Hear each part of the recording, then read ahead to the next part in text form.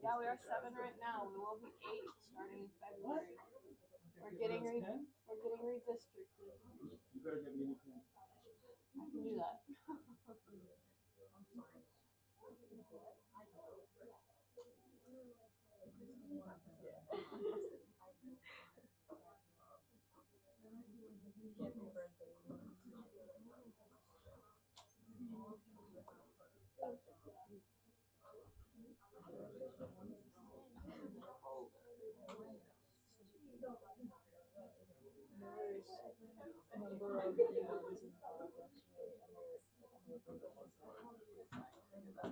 Before class.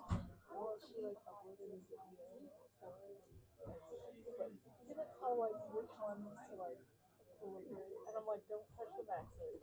That's what I told. I'm gonna go ahead and pass around this Deniform. This has got the project that we're doing today on it in its completed state. So just so you guys have a picture in your mind about where we're going.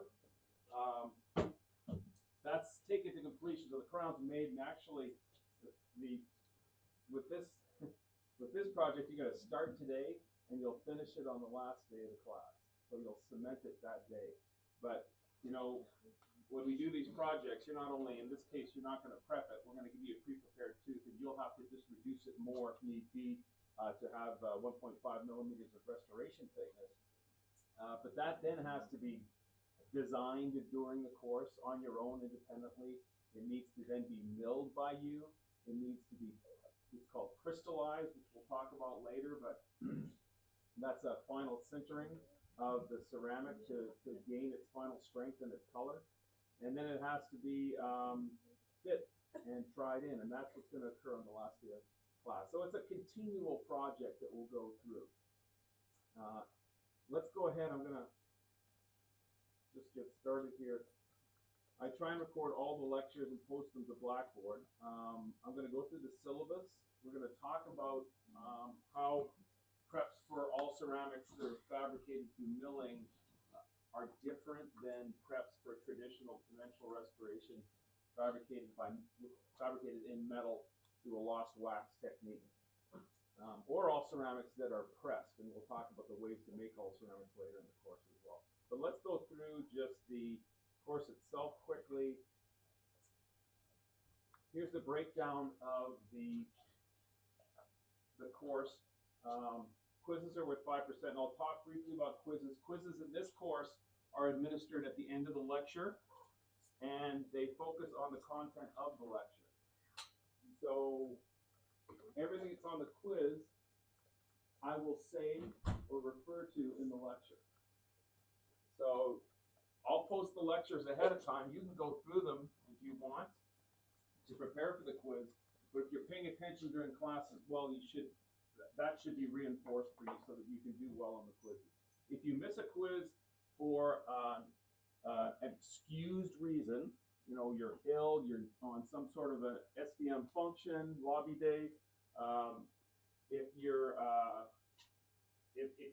you've come to me and I've excused you, the quiz will not count in the total number of quizzes. We're not gonna re-administer the quiz for you. There'll be no retakes of quizzes.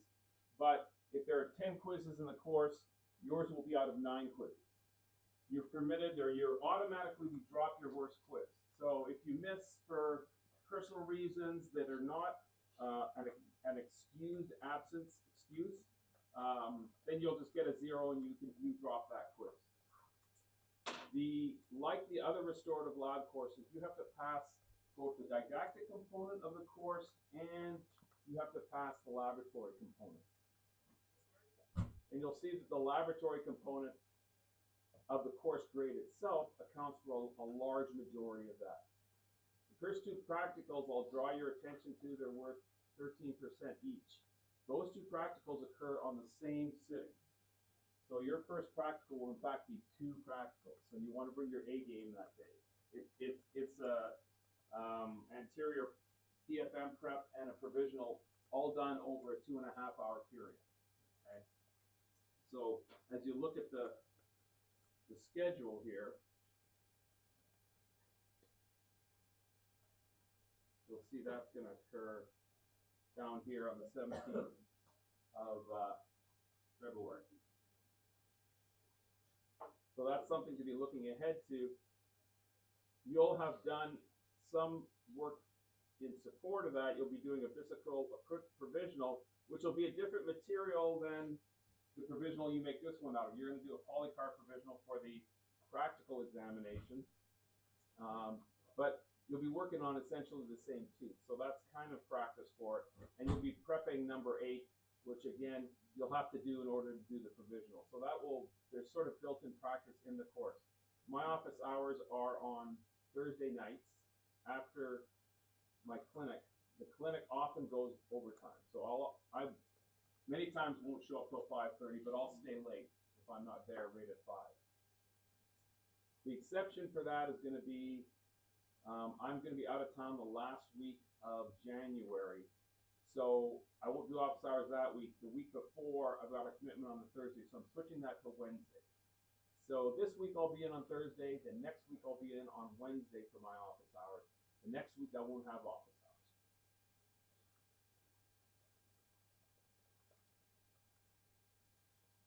I don't think if there's anything else I need to talk to you about on the grading.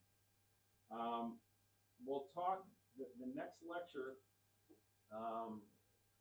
we have Martin Luther King Day next Monday, and that next Monday I'm out of town. So I'm going to do a video lecture. I'll post it well in advance, and you can watch it at your leisure. We'll start the lab that day at 9 o'clock, so you can watch it from 8 to 9 if you'd like. And we're going to talk in that lecture about doing not only the provisional using the Visichrome material, but we're also going to talk about how we grade using the rubrics in this course, which tend to be more quantifiable rubrics. So I'll go over that with you as well, using the 9 to 11 bridges of demonstration.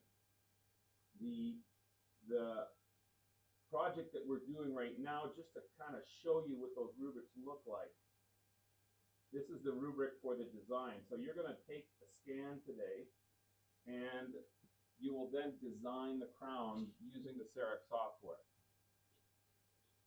This is the rubric that will be used, and I'll grade all of these myself. You don't take these to another faculty member to grade. I'll grade these myself, and you can see that more or less it's a quantifiable rubric. There's not a lot in here that is qualitative. So if you take that rubric and you follow it in your design, there's no reason you shouldn't get a very high grade on this project. And those rubrics are posted right now in Blackboard in the course shell. There'll be another file coming up called technique videos. Yuki just hasn't posted that yet. That'll come up fairly soon. It's got things like how to make how to make the polycarbonate crown, how to cut a putty, things like that. That the way that we want to do it in this course. When we cut putties in this course, unlike your previous courses, we're just going to make one cut right down the mesial distal center of the tooth from buccal to lingual. Okay, not two cuts going over the cusps, just a single cut. Okay, I think that covers the syllabus.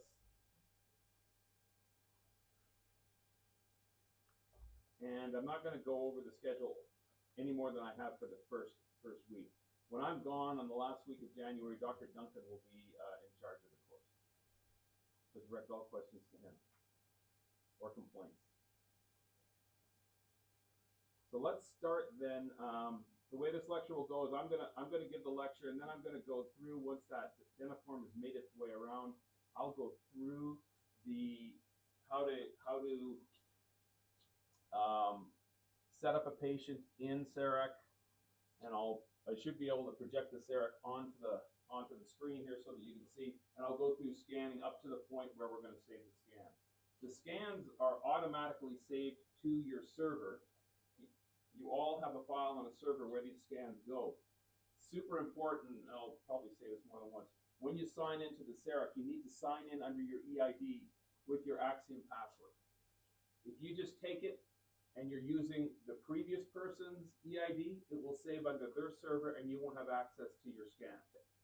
The other thing that you can do is you can export your scans onto a jump drive, and then you'll have it portably, and that's the way that I will be grading them. So you've got to learn how to take your design or your scan and export it onto a jump drive and then import it back into CEREC. And I'll go over that as well. Okay, so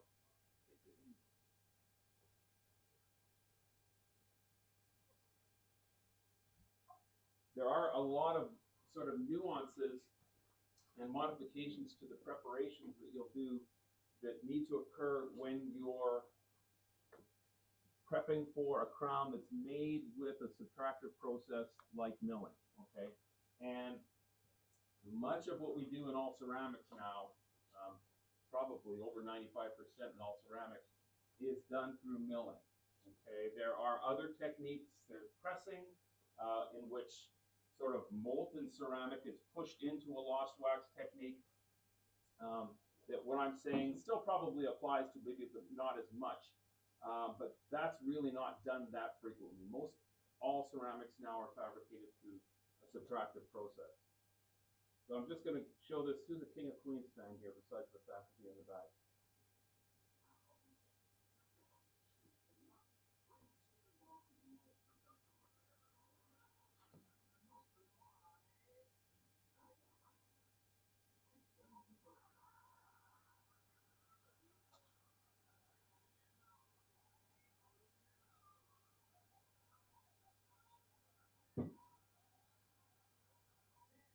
So that kind of gives you an idea of one of the negatives about conventional analog impression. It also shows you how the distraction technique works pretty well, because as Doug gets concerned about the dentist and his wife, he stops gagging. I'm not going to go all the way through that, but it gives you an idea of. If I can get it through there. Now I'll take you through the process, a digital process, kind of from start to finish here. And this is done by a colleague of mine, Wally Renee. He's taught at South Carolina and is no longer teaching. But he's going to fabricate an anterior restoration using the same material that we'll use for this posterior restoration. And you can kind of see the live time down in the bottom. They're using something called a plan scan here. It's very similar to CEREC, it's just a different manufacturer.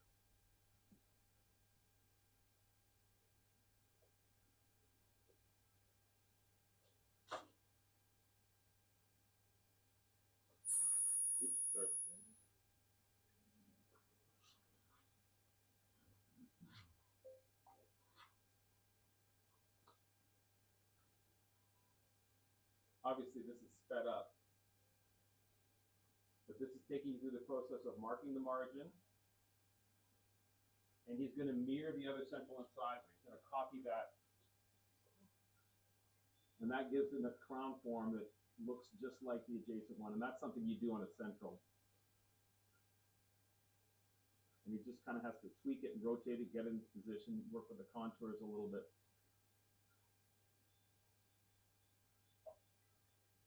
Now he's looking at lingual contours, try and mimic the guidance of the adjacent tooth.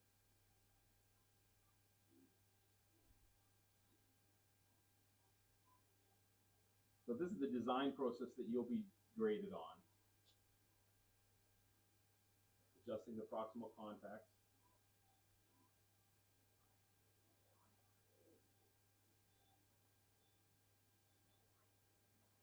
That's their milling machine. A little older style milling machine than what we are using. You guys have the Prime mill, which is the newest state-of-the-art milling machine for chair-side milling. Now you notice that that restoration's purple. That's not going to match the shade. It has to be crystallized. So it's in a strength right now that's somewhere around just normal feldspathic porcelain. But after it's fired and glazed, its strength quadruples.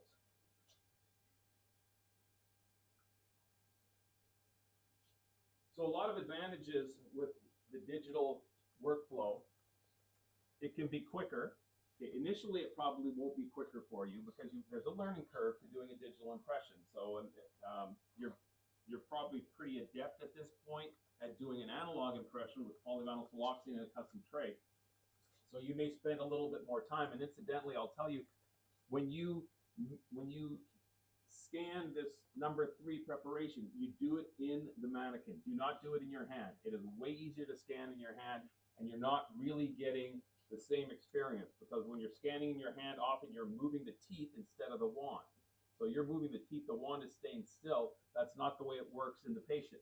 The patient's not going to move his head around while you hold the scanner in there. You've got to move the scanner and capture all the aspects that you need to record the impression. So once you get adept at it, it's quicker. You do get immediate feedback, so you get to see your margin, all right? And when you do a scan, you shouldn't automatically think, this is my final scan. Do a scan and then critique it. So if you have irregular margins, go back, smooth them, and rescan the one tooth. You don't have to rescan the entire arch. You just cut the tooth out of your scan, and you go back and scan the single tooth. In fact, that's what you're going to do all the time, because unlike the pre-clinic here where your margins are all super gingival, you're going to have cord around the tooth, and you're going to go in and you'll do an entire scan of the quadrant or the arch, and then you'll scan the opposing, you'll scan the bite so that you've got the articulation. Then you'll go and you'll cut that one tooth out with a retraction cord around it, and you'll keep all the contours of the adjacent proximal teeth, and then you'll go and pull the cord, and before the sulcus collapses onto your margin again, you're going to scan just that one tooth. So it's very easy to go back if you do that and you find out that your margin doesn't look good, it's irregular, to smooth that, cut it out and do the same thing again. The other thing you want to look at is your clearance. You'll be able to use the preparation analysis to determine if you've got enough reduction or clear. It's actual clearance from the opposing is what the machine is measuring. So you can see that, boy, if I'm under 1 millimeter and I'm doing a zirconia restoration, I'm going to need to remove more tooth structure. So you go back, remove more tooth structure, and then again, just rescan that area of the preparation.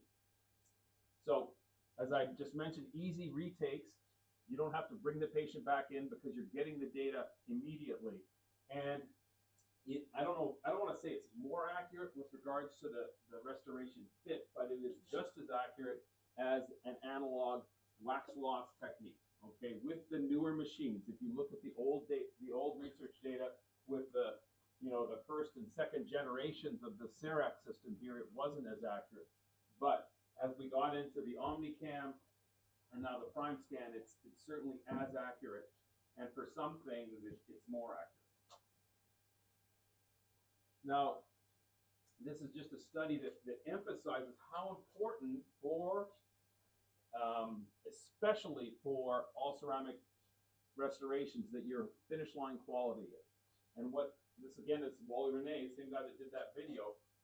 What he did is he looked at preparations and categorized them into poor preparations, so preparations with lips or irregularities on the margins, and good quality and fair quality.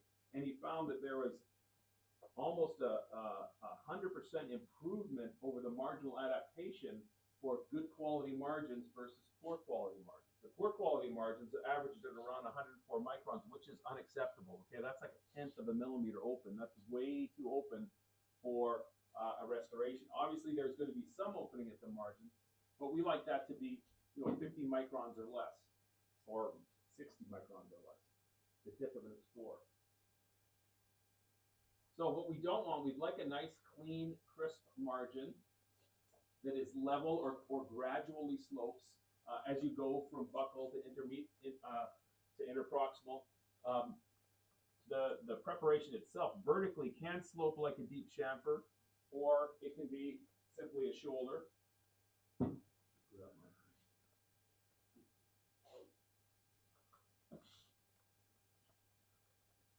Just looking for the remote.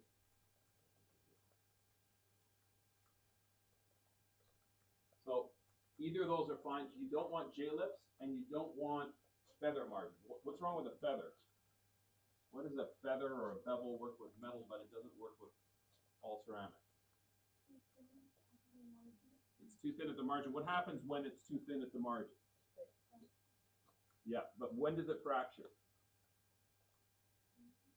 Does it fracture after it's cemented?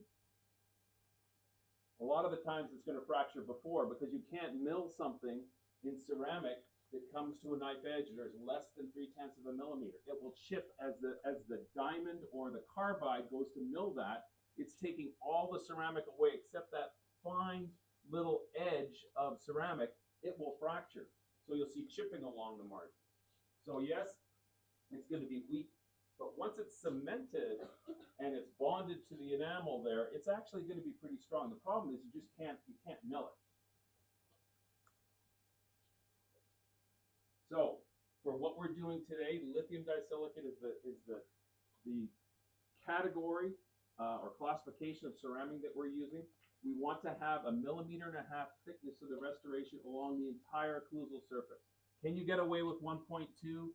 Now, there's arguments that you can, but we're going to do 1.5 for the class here so that we know we've got a strong restoration. And that's the restoration thickness. It is not the clearance from the opposing. We'll talk about the difference in a second about that. If you're not able to get that much clinically, then you need to consider another type of restorative material. You need to consider metal or zirconia. You can only get 1 millimeter of thickness. So it is aggressive preparation. You've got your pre-prepared teeth. Once you put them in the dentiform, you'll see, boy, that's a lot of preparation. Dr. Duncan would never have us prep that much tooth structure away for doing a cast restoration. But for ceramics, you do need that much. You need that much for strength. And in fact, in some areas, very few areas, but like at the incisal edges of restorations, it's more conservative because you do need 2 millimeters of reduction for a PFM crown on an anterior tooth. You will remember that. So the all ceramic preparation for the lithium disilicate, which is a more aesthetic ceramic than is zirconia, it does require more reduction. And just a note here that this is a study that was done probably during the all ceramic era, but much earlier, and they looked at PFM and all ceramic crowns, and they found that the average occlusal reduction in the fossa was 3/4 of a millimeter. So just across all practitioners, this is a huge lab, Glidewell, and they measured all of the reductions that they got, and they were only seeing 3/4 of a millimeter, so not even the minimum amount. And the way that ends up working at a lab like that is what they do is they thin the metal more, they put less ceramic on it for a PFM, and they're able to still generate a strong restoration. When it comes to all ceramics, though, they're going to compromise. And, they may call the the practitioner back and say, look, we need more reduction, or they may just give them a thin restoration and say, well, it's your problem now. You didn't give us enough space. So you want to make sure that you've got enough reduction. These are the sort of some of the main ceramics here. We're using this, when I say lithium disilicate, the trade name is Emax. Needs 1.5 millimeters in the central groove and the cusps. At the margin though, it only needs 1 millimeter of shoulder reduction. Okay, so you don't have to have 1.5 millimeters at the margin. If you had 1.5 millimeters at the margin, that would endanger the pulp. So you don't want to put 1.5 millimeters shoulder on. There's no, the type of stress at the margin does not require as much thickness of ceramic as it does on the occlusal surface, where your occlusal forces are concentrated. And then you can see here zirconia, or if it were metal, you could get away with 1 millimeter. And 1 millimeter, not for gold, but 1 millimeter for a semi-precious or a noble alloy or a basic metal alloy. And again, just same sort of thing here. This is where the stresses are. This is where you need the 1.5 millimeters. So the restoration itself has to be 1.5 millimeters. If you look at this, the definition of clearance is where your prep is to the opposing, but that doesn't necessarily mean you have that much thickness in the restoration. So if you look at a restoration like this, if you're measuring from here, let's say your cusp tip is here to here, you've got 2.5 millimeters, which would be way too much. But that is to the opposing surface. It's not to where the restoration cusp tip will be. So looking at a restoration like this, that actually looks like it's grossly over-reduced, if you draw a line between the two cusp tips here, you can see you've got way too much reduction. Okay? Now, if you then take it and draw a line and change that line and go from cusp tip to the central fossa, and here it's measuring just below the marginal ridge height. So the marginal ridge heights are going to be higher than the central fossa. So they've got it set up the central fossa here. You can see it's under-reduced from some areas. So you have to make sure that you do an anatomic reduction. You cannot do just sort of a flat top and expect it to work. So what do we have available to us? We don't have these in the kits yet, do we, Dr. Duncan? Okay. So next year, if you choose to repeat the year, you'll be able to avail yourselves of these depth cutting burrs. They'll be in the clinic though. So these depth cutting burrs here, in this case, the way this one works is every stripe is 0.5 millimeter. So if you sink that burr into the occlusal surface or onto a cusp tip, it will penetrate the tooth to a depth of 2 millimeters and no more, because it's got this sort of bevel up here, and that's going to stop it. So working on a dentiform tooth, and in this case here, that's another 2 millimeter one, you make these holes, and then you can go along and reduce the occlusal surface. And again, you don't want to do it like this. You don't want to do just a flat top reduction, because that's over reducing the cusp tips and under reducing the central fossa. You want to keep it anatomical. Again, an example here, you'll see a lot of these in your practice. How do we know that we have enough reduction for a preparation? So we can't, if we agree that clearance is not equal to reduction, or final restoration thickness, how do we know we have enough reduction to create a 1 millimeter restoration? So we can't eyeball it. What do you guys use? Putty reduction guide. So you've got to do that. And when you do a putty reduction guide, you have to look at the restoration that you're starting with, or the way the tooth is to start with. You'll see many teeth that come in with amalgams in them, and they have sort of what we call thumbprint amalgams. There's no occlusal anatomy to these amalgams. They just kind of are sort of a flat or slightly concave occlusal surface. And if you do a putty matrix on that and use that as your guide to determine if you've got enough reduction, you're only going to be able to generate another sort of amorphic restoration. It won't have any central fossa. You won't have the nice anatomy that you want.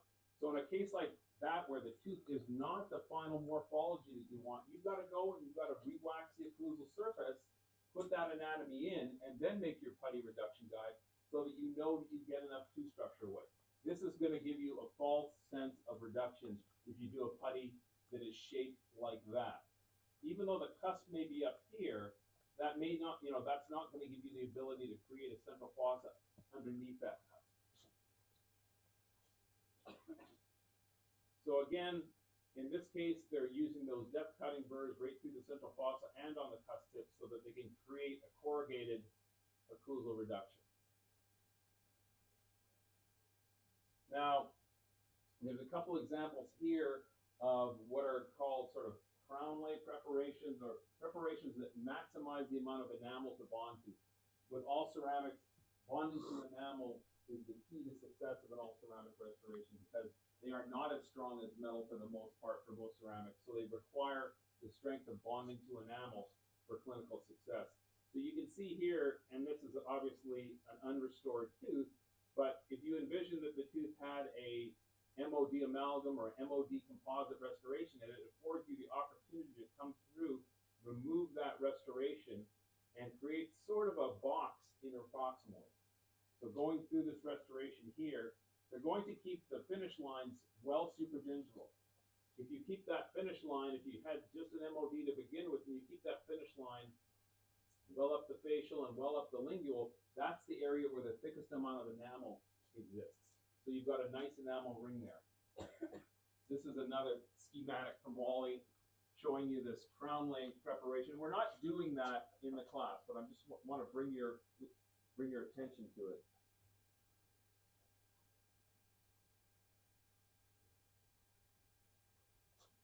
So up there, a lot of enamel. Down there, not as much enamel.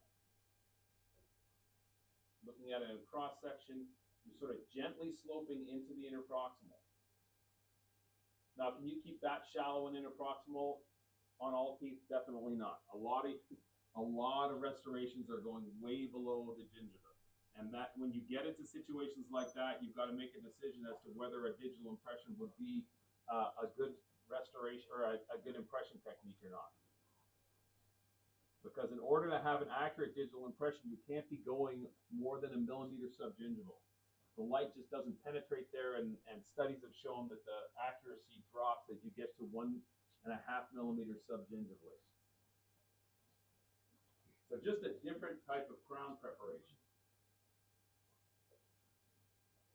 And there you can see that restoration there, sort of an MOD style, sort of a large shoulder here, supragingival, lots of enamel to bond to through here. And in the posterior, really not even anything other than a shoulder that is about 1.5 millimeters below the actual cusp tip.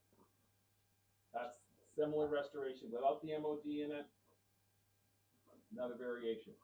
These restorations, as you prepare them, you don't want to get into doing very intricate cast metal type preparations where you've got cusps reduced here and shoulders around them, because the machine cannot mill that kind of intricacy into the restoration. And when it does, oftentimes you're under-reduced in areas like that, right up there.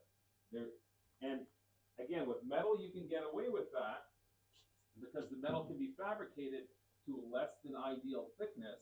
It may not last long term, it may wear through, but metal, you can do that. Ceramic, you cannot. Undercuts in your preparation, again, with any restoration, metal or otherwise, ceramic, metal, or anything, you cannot get into that type of an undercut. A lab technician can't fix that. They're going to send it back to you and say, look, it's no good. The machine itself, depending on where an undercut like that exists, may try and mill it into the restoration, in which case you won't be able to seat the restoration. Or if it exists internally on an axial wall, it will just overmill it. So you'll have a space here right up against your margin, and I'll show you in a second that when you get increased voids in the inside of your preparations, they just fill with cement, and the ceramics are much weaker in those areas. So traditional preparation here, flat tops, we don't like those, and that's kind of the chair side crown lay preparation. Again, here's a flat top. Again, we don't like that type of restoration. Here's an example of what happens when you do the flat top. You get too much reduction here, and you don't get enough reduction in the central fossa, and you're going to potentiate the the occurrence of a crack or a fracture there. So you want your preparation to uniformly mimic the final morphology. There's a little feature on the CEREC that you can click called minimum thickness, and it will show you where you're under reduced. And that's showing you there on that preparation that the central fossa is all under reduced. So we're preparing to focus on the machining. Unlike a cast metal restoration that's fabricated by a human, as I said earlier, they can sometimes fudge with their thicknesses to get a restoration that works. But when a machine is doing it for you, especially chairside, there's no one to intervene. The machine is going to take away everything but your restoration. Doesn't matter whether you have good margins or bad margins, the machine will compensate for that, and it will be an undesirable compensation. So let's look at what the burrs are like that mill these restorations, and we can talk about why they don't work like a human, and they will not compensate favorably for deficiencies in your preparation. So the burr that does the bulk of the margin and the internal is a flat sort of shoulder burr. It's parallel. The burr that does the occlusal surface is kind of a pointed taper burr. So it makes sense that that's going to do the occlusal surface because it's got to have the anatomy of a crown in it. It's got to have a lot of convexities and concavities in it. Internally, this is going to mill your preparation essentially. So if you've got intricacies in your preparation, that's not going to be able to do it. That's a 1.2 millimeters at its tip. So if you've got a point to this cusp here, this can't mill that. If you've got very, very over tapered walls, this can't mill that. Here's an example. These are the burrs that will mill the internal part of your restoration, and that will mill the external part. So if you've got, and this is an inlay, but if you've got a sharp point to the inlay, this can't mill a sharp point. Okay, so what's going to happen is it's not going to go in there and mill it because it knows it's going to create an open margin, so it won't mill it, and then you won't be able to seep the restoration down. If you're doing an inlay, if you're doing a crown, it's a little different. And there's an example of that. And it's all because that point there, all of this miles of open margin there are because you didn't round that point there. So you've got to have smooth margins. Everything needs to be gradually rounded. There are different modes, and when we ask the machine to mill, there are modes that do sort of a normal milling, and it will remove extra material if the portion of the preparation is narrower than that 1.2 millimeters. There are modes that you can set on the machine on called veneer mode or extra fine mode, and it won't mill anything extra away. That works for veneers because the veneer typically is just on one surface of the tooth, so it can be a very precise mill, but it does not work for crowns well. So here, you got a point on your cusp tip, that burr is going to come in there and it's going to remove everything so that the restoration will fit over that cusp tip. On the veneer mode, it's going to stop short of that cusp tip, so the restoration will not fit if it's a crown. So you don't want to do a crown on a veneer mode or something that is super highly precise. So that's what it looks like. That's what the crown looks like when you've got sharp angles in it. It's going to go in and it's what we call over milling. And that's what it would look like on a veneer mode. It just wouldn't mill it and the crown wouldn't see. You'd be sitting with big open margins down here. So the sharper the angles, the greater the overmill. Another example here. This is actual restoration on a CEREC design, and it will show you if you slice the restoration how much it's overmilling these areas. Notice there's no overmilling that occurs at the margin. That is a sacrosanct part of the preparation, and it will not overmill there. Again, you'll see it in the inside, and I would encourage you to, when you do a design of your restoration, flip the restoration over, turn off the arch, and you'll be able to look at the inside of the restoration, what it's going to look like, and you'll see how much overmilling is occurring if you've got sharp cusps. So some materials we use thinner diamonds for, or thinner carbides. Zirconia is one of them. So you get a little less overmilling with zirconia, but the restorations that we're going to be doing, the ceramics we're using today, you don't get, it's a much wider burr, and you're going to get overmilling. So the harder, generally the harder the material, the more overmilling you're going to get, because the softer materials we can use finer burrs for, and there's less overmilling. Okay, I'm going to skip over that for a second. This is the importance of thickness with ceramics. Okay, the load to crack formation is a formula that you're seeing here, and look how important thickness is. If you half the thickness, you get a quarter of the strength. So when you see a square on something on the numerator, you know that that is an important attribute of the restoration. And this is an example here. When I talked earlier about if you've got more cement space, what does it do to the strength of the restoration? You can see that the strength of the restorations are much higher with less than 1/10 of a millimeter of cement space in there. The more overmilling that happens, the weaker the restorations get. These are ceramics that are non-bonded here, so I would ignore those. We bond almost everything now. And these are restorations that were bonded. So overmilling, what it's going to do, recipes for disaster, it's going to thin areas more than you would like. So even if you've got 1.5 millimeters of reduction, and you used your putty, and you guaranteed your restoration is going to be that thick, if the machine has to overmill it, it's no longer 1.5 millimeters thick, right? So when you do a putty, that is for a perfect fitting restoration, and all ceramic restorations are sloppy fitting restorations. Again, because it's a subtractive process. You're not dipping your preparation, or you're not dipping a dye of your preparation in wax and having an intimate fit. Okay, these restorations are always more loose than a metal restoration. So you don't want overmilling. So you're going to get cracks if you increase or you decrease the thickness of the ceramic, if you increase the cement space due to overmilling, or you have sharp internal angles, which causes overmilling. So what do you do to prevent that? You just take your cuss tips and you round them over. Do as much rounding as you can, because that area is going to get overmilled anyways.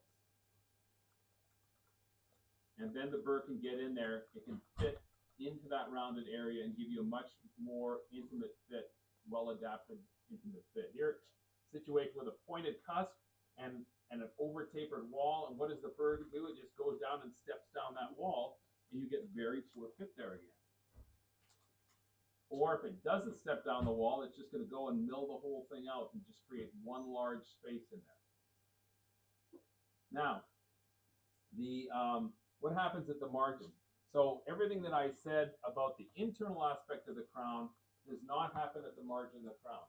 No overmilling happens at the margin of the crown. So when you get irregular margins like that, the burr sees that and it says, if I overmill that, in the algorithm of the software, I'm going to create an open margin. So I'm not going to do that. I'm going to undermill that area, okay? Or I'm going to mill just to where I can get the burr to go to. So what happens there? So internally, you're going to get overmilling. Right at the margin, that is sacrosanct. It will not overmill there. So it can't mill that. So instead of going up into here and creating open margin, it undermills the area. And when that happens, it's going to hit on there first, and it's going to fit at that little spike on the margin, and everywhere else is going to be open. So in actuality, it would be better if it overmilled. But you know, you just can't design a program that way for all ceramics. So looking at this, this is an inlay. You can see this is that ring of enamel that is so important to bond to for the success of an all ceramic restoration. Inlays examples there, crown examples here. You can see, again, the more super gingival you are with an all ceramic restoration, the more enamel you have to bond to. As you drop interproximally, or if you choose to take a restoration down to the crest, and you could have kept it more super gingival, you have less enamel to bond to. This is what they look like on the machine.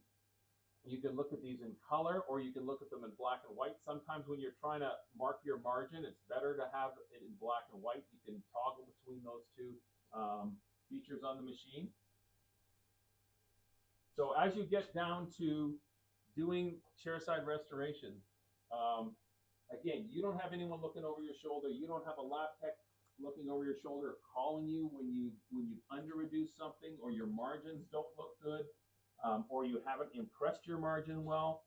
It's up to you. It's up to your integrity as to what is that single most important feature for great dentistry. It is the integrity of the dentist. And I'll just show you one more video, and then I'll demonstrate on the machine here. This is an anterior case, sort of taking from start to finish in a design. And I wouldn't recommend doing this all on a machine. These are cases where we do them hybrid. We take a digital impression, but we also take an analog impression, mount it on an articulator so that we can generate the guidance we need, replicate the guidance of the provisionals. But he's just showing you here what you can do in a sort of a aggressive veneer case. Those look like under-reduced crown preps, but they're kind of just veneers.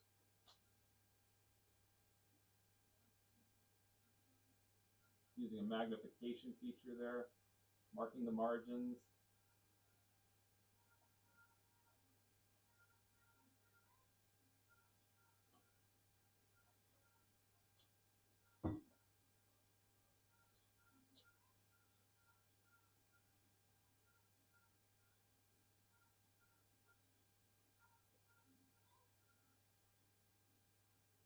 So in 6 minutes, hard to believe, but he designed those in 6 minutes. And this is turning into a commercial, which is why he left teaching. He got more into selling things. So any questions on that?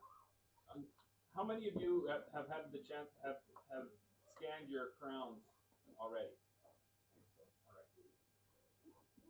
If you've already scanned your crowns, I would just say have one of us look at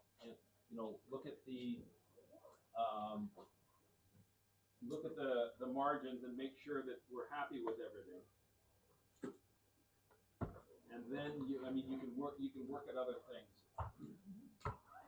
So I'm switching here to the machine. I can't use the touch screen on this machine if I'm projecting. So I'm going to show you a couple things here that I would typically use the touch screen for. Does anyone have the Dentiform that they could bring up front?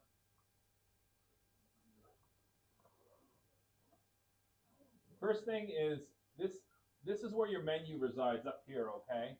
So you click that, and thank you so much.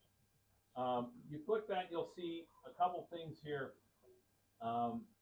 This is where the export button would be if you wanted to take your design and move it to a jump drive. The jump drives can be plugged in up here, okay? And once you do that, once you have a design, that will light up as an option to export. Right now, there's no design, so it's not going to give you the option of exporting. The other thing that you want to know here is Windows mode. That gets you into, if I click that out, you see we're not in Windows mode right now. I can't get to the desktop, okay? So you're really, it's full screen here. If you find that you're in that mode and you want to, let's say, increase the volume because you're not hearing the music that it plays when you're doing your scan, you go up to here and just keep it in that mode. And I would keep it in that mode. The other thing that I'll show you up here is to get out of CEREC, that's how you get out of it. You hit that exit button there. Now I'm going to decrease this just to start you guys out.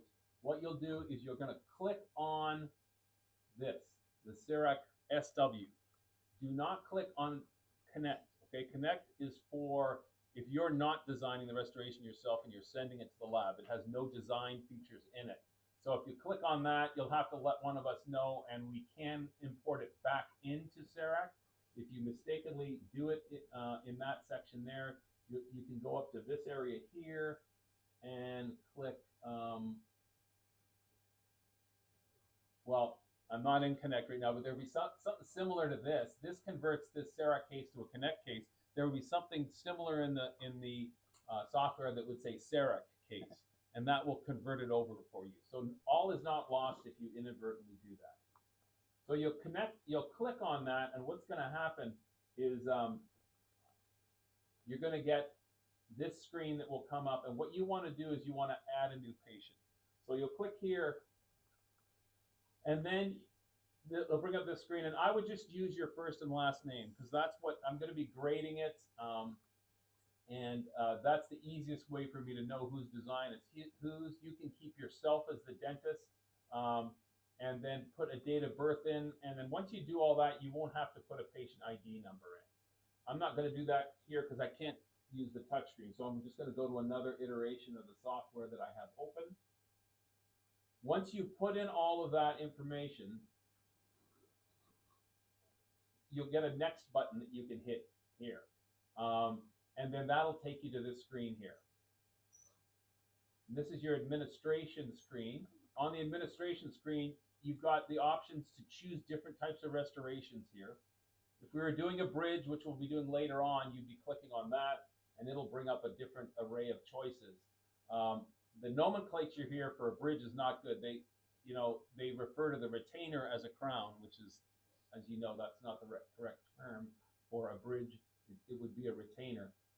Here, it sort of does an automatic choice. It automatically picks things for you.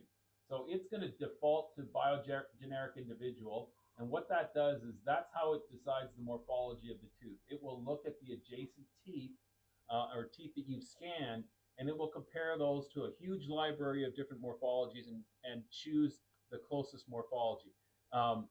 Spoiler, it doesn't always get that right. So I've noticed that for number 3, it does choose a morphology which has got a lot more tertiary anatomy in it, and that's fine. There are ways to get around that, but at this level, I don't want you doing that. Where you see this copy and mirror, that's what happened on that first example I showed you from Wally Rene, where he was doing that central incisor with a chip in it. He chose copy and mirror. So what you do with copy and mirror is it'll ask you to select the tooth you want to copy and mirror and outline that, and then it will create the restoration to look exactly like that. Really, central incisors is the only area you'd probably use that, because even lateral incisors have variations in the anatomy from one maxillolateral to another.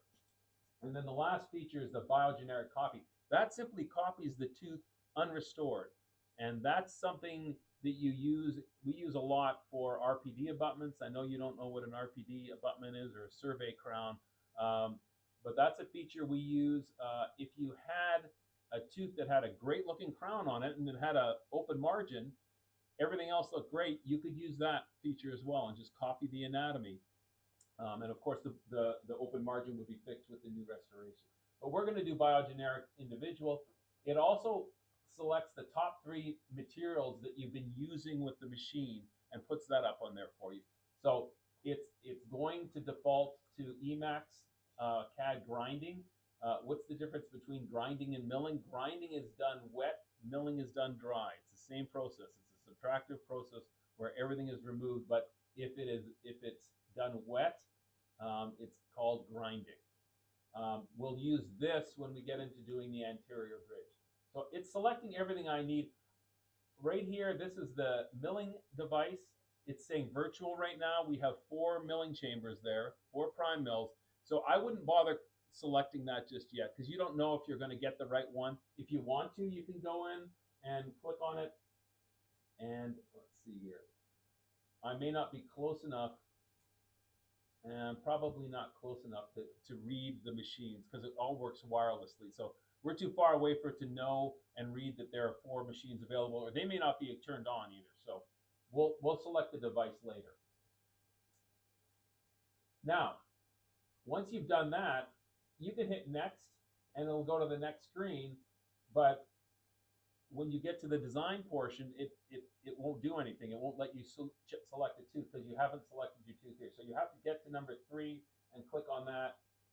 Now that warning goes away. If you ever have to go back and change anything, if, for instance, you selected the wrong material, or you want to come back and actually pick the milling unit, you're going to come up here to this icon here, click on that, and you'll be able to drop down there, and there's your milling units, okay? And so that's how you get to the milling units. It won't allow you to do it from here because this is the quick choice menu. So I could say, okay, let's use prime mill figure. Once you've done that, if you don't click OK, it's not going to save those. So we'll click OK, and now we can go to the next screen, and this is where we'll start to take our impression. The impression, it will default to the arch that you chose. So we're doing tooth number 3. Before I lose this crown, I'm going to throw it back in here. I stole this Dentiform from Dr. Duncan. He's been very patient with me. Let me have it. When I pick up the device, it's going to start automatically. You can see it's flashing, okay? It won't read anything. If there's nothing to read, it's not going to read anything. If something comes into focus, it may start if it thinks it's a tooth. In this case, my thumb, it recognizes is not a tooth. It does have some AI features to it. So what you're going to do is you're going to, with the newest scanners, it used to be we had to go in a very prescribed method. We had to start sort of at the mesial or the occlusal buccal line angle and track down towards the anterior of the mouth, then go down to the buccal, and then come over the occlusal, then go to the occlusal lingual, and then go straight to the palatal wall. Now the scanning is getting so precise and quick that it really doesn't matter so much. I'm going to try and take just a calculated path. You'll be in the chair, so the patient's going to be like this with their mouth open. You got to figure out what's the best approach. For this type of tooth, it might be best to sit at the 7 o'clock or the 8 o'clock position and come at it from that angle. You may feel it's easier in the working from behind the patient. Just make sure that you are keeping the screen where you can see it, because the scanning should be done by you looking at the screen, not looking at the patient. All right. As you get more adept with it, it'll be easier to do. On an upper, I start on the buccal because the cheek is there, and I want to keep that out of the way. So I'll start on the buccal and move that way. I want to scan right around to the anterior. Then I'll come across the occlusals. When it goes out of tune, it means you've moved too quickly. And I'll come down the interproximals.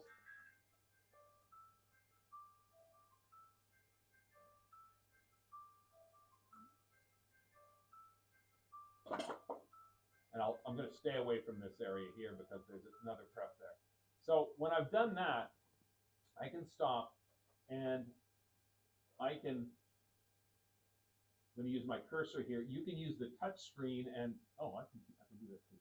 I just don't know where my cursor is. So you can use the touch screen and magnify, and with a single finger turn the image, or you can use your cursor down here in a trackpad and do that way. So what I'm looking for here is, where have I missed on this? Okay, I've missed this. This is an important area, right? Because this is what's going to generate my proximal contact. So I have to go back there and capture that, and I'll capture that as well. I've also missed a part of my preparation. If you see any white like that, you haven't got your preparation. So what do I need to get that? I need to go back in, and I need to pitch the angle of this up like that, so that I'm projecting more towards the anterior of the mouth. That's very hard because you have a mandible in the way. So you can only pitch it up so much. So we'll come back to that, an area that I've got before, and I'll come like that so that I can see the area that I missed before and maybe move back and get that.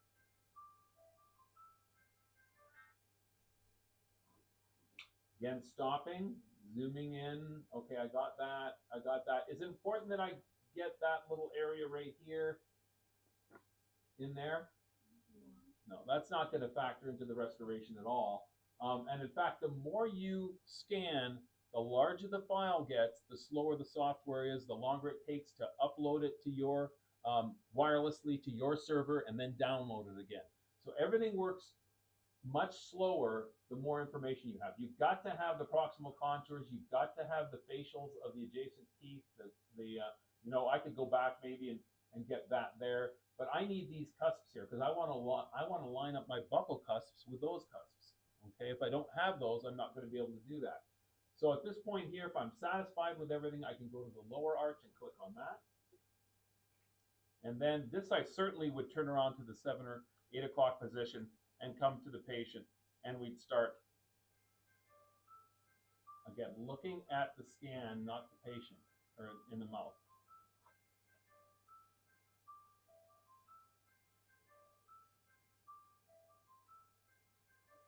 So once I've got that, I might come around the buccal again and get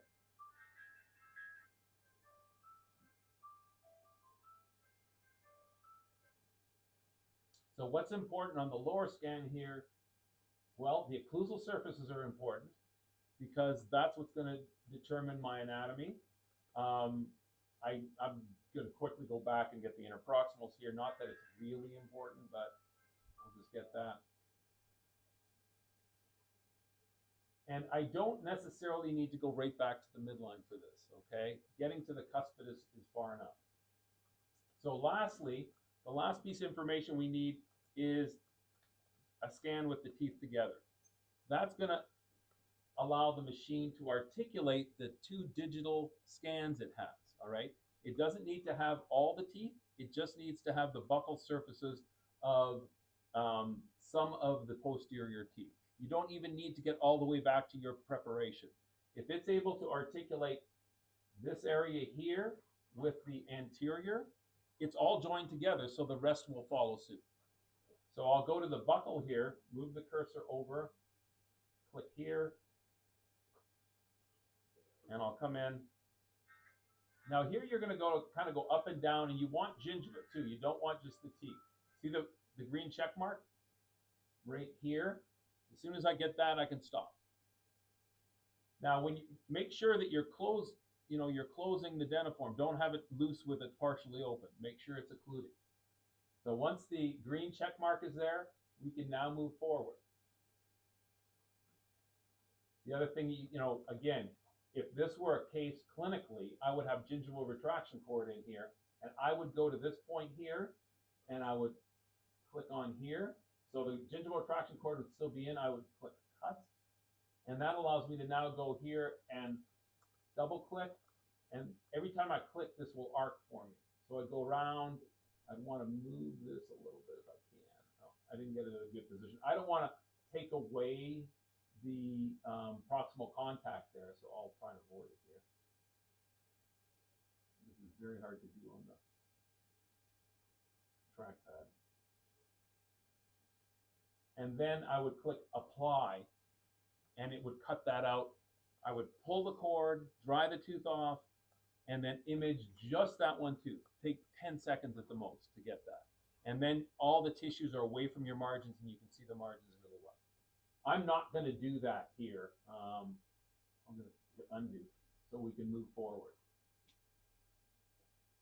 So now what it's doing is it's taking that data and it's refining it and assimilating it into the articulation and into a more high resolution image. And this, the longer you've scanned here, the longer this is going to take. Now, I don't know why. Sometimes it will articulate the models, it'll select your margin, it'll do all of that for you. You still need to check your margins to make sure that it's selected the right margin. If your margin is not clean and crisp, if you haven't retracted adequately, it's going to say, I don't know where the margin is. It's not clear to me. You pick it, okay? So the way to, when you see that, you can't just look at it and say, okay, this is white, this is red or pink, so that must be gingiva and that must be tooth. Because the gingiva, if you're not retracted, could be laying on the margin. So you've got to make sure that you've got adequate retraction. So because this is super gingival, it's such a nice, clean, crisp margin, it has selected the margin for me. So you can see now it's check marked. Oh, it set the axis, It selected the margin, it selected the insertion axis, which is really the path of insertion. So you need to move around and make sure that it selected the right margin. Now let's just say here that it didn't. So I'm gonna just I'm just gonna move this margin off of here if I can. Let's say it just sort of crazily selected that as the margin. So I'd see that falling off the margin there, and I need to go up to here and on draw margin, I'm going to just take some of these off here. So this is on manual now. If you're selecting the margin and you're starting out and there's no margin, you double click at one point on the margin and you click magnet, and it will adhere to the margin if it is a very distinct margin. So I can go there, see how it's finding the margin for me? So I can do that to fix the margin, or I can put it on manual where I'm going to right click here and get off of that, click manual. And just like that cut tool, I'll start off here. And every time I want to curve, I want to click, and it will allow me to curve. So I'll click there, and double click at the end, and it will move it onto your margin, okay? Now you can see, I'm going to take it off there. How do you display the opposing? This is the time that you can check your preparation. So once you've done that, I click on preparation analysis, and now lower jaw shows up. So I can put the lower jaw in there, and I can move it around, take a look and see where the opposing cusps are. And you can see here, this is set to 1 millimeter. So if I see green everywhere on my prep, am I good? For lithium disilicate? No, I've got to make sure I've got 1.5 millimeters of clearance. And I'd rather have more because I've got to make a restoration with cusps and grooves and anatomy in it. So what you do is there's a cursor detail down here, all right? And you'll find that if it doesn't light up automatically, it does for preparation analysis. You don't have to light up. So if I move the cursor along here, you see it's reading the distance to the opposing all the way along here. And I'm pretty good at 1.8 is the least I'm seeing, 1.75. So this is actually what I designed the restoration with. So that's fine there. If you've got 1.8 at the minimum, you should be able to design a restoration that has a minimum thickness in the central fossa of 1.5.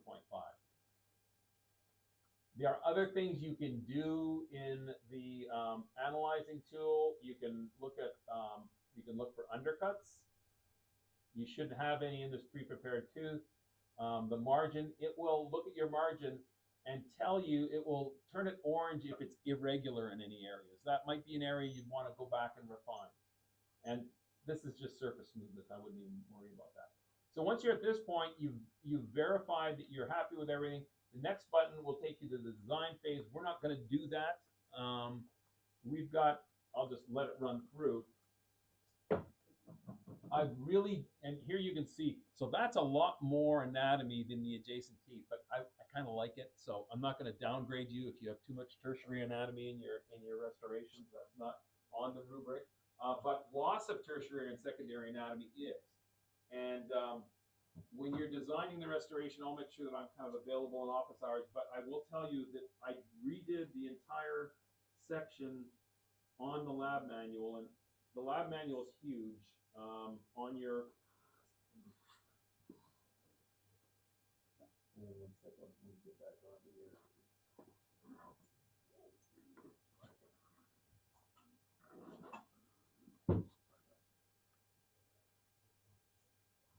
I'm going a little longer on the lecture today, but you've got lots of time in the lab.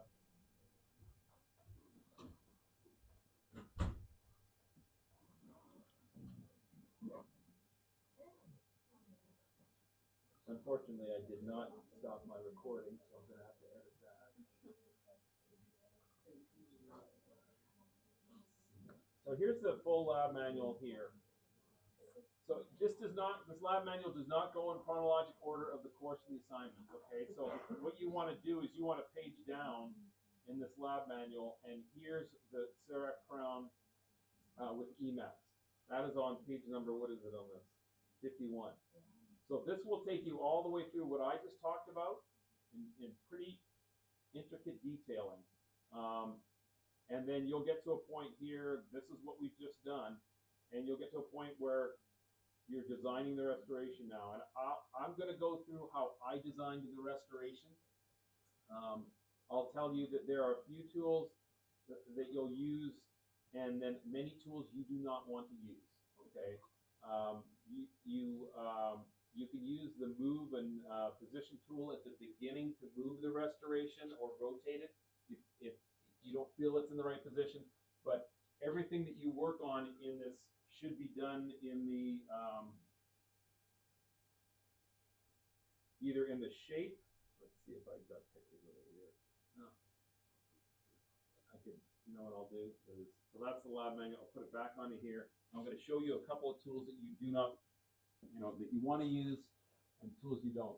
So this is the resolution of this screen is not the greatest. You want to make sure cursor details are on, because that will tell you what the minimum thickness is. I'm going to get rid of this for now. So focus on this first, that Fisher height. That is what I grade for Fisher height. If it's not 1.5, you've got to get it to the point where it is 1.5. You can do that with a move tool or shape tool, but we're going to put the, let's see, we want to make sure that the model contacts are on. They don't seem to be on one. So this needs to be on here. So you can see right now, dark blue is almost touching.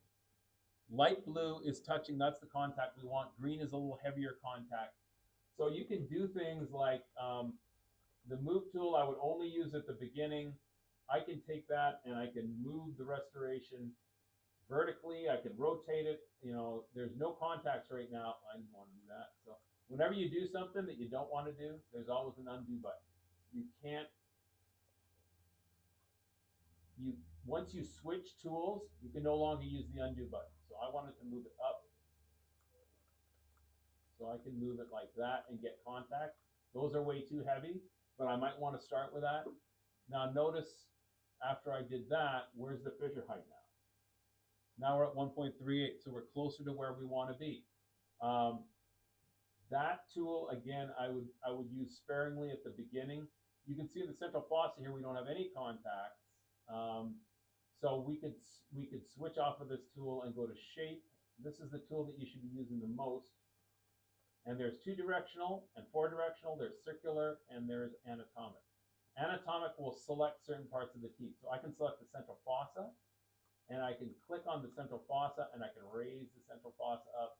And when I do that, see now I'm over 1.5.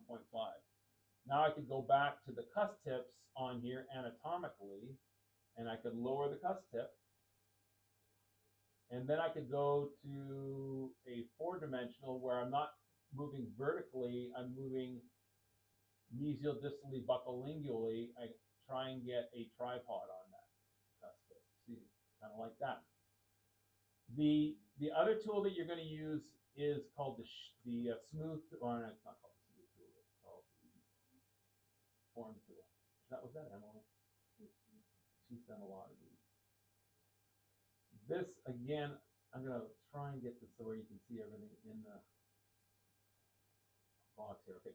This add tool, again, not a great tool. It's going to put lumps on your occlusal surface. So try and avoid the add tool. Try and use the shape tool to move the entire surface, not just put lumps on areas.